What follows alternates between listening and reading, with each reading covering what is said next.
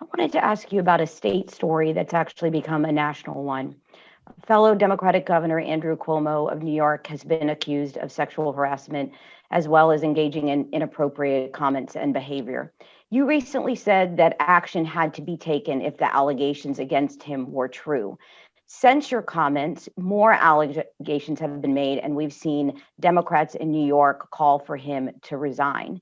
What did you mean when you said action had to be taken? Was that you saying that he needs to resign if the allegations are true? And should that timeline be moved up since there have been more allegations? Well, I think that there needs to be a process. And I know that the Attorney General is doing an investigation.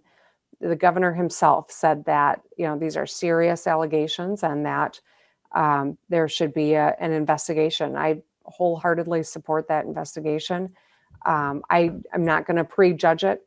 I think one of the things about being a woman and being a survivor myself of sexual assault is that, and I don't fault you for this, but I'm asked to weigh in on all of the, every instance that comes up. And I know that we need to take these allegations seriously and we need to vet them and do an investigation. And if they are true, then there should be accountability. But until that investigation happens, I don't know that you can make a conclusion. What did you mean by action, though? Were you referring to a resignation?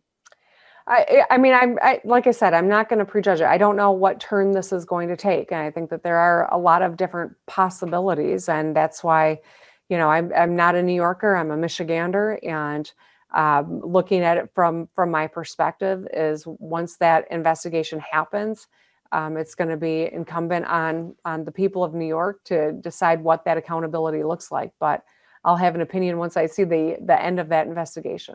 Do you think that there are different standards for Republican and Democratic lawmakers? You know what? As a woman in a very male-dominated field, my whole career, I can tell you that a lot of things that shouldn't be acceptable in the workplace still occur. And that's why I mean when I say it, that we need to take allegations like these seriously and investigate them.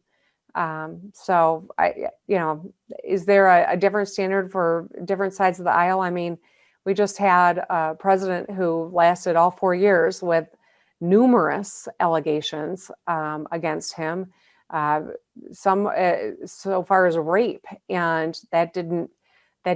No one, on his own side of the aisle was making observations about whether or not he should stay in office. And so, is there a different standard? I guess one could conclude that, but weighing in on that, I don't know, gets either one of us very far. So I think that's all I've got to say on that front. Okay.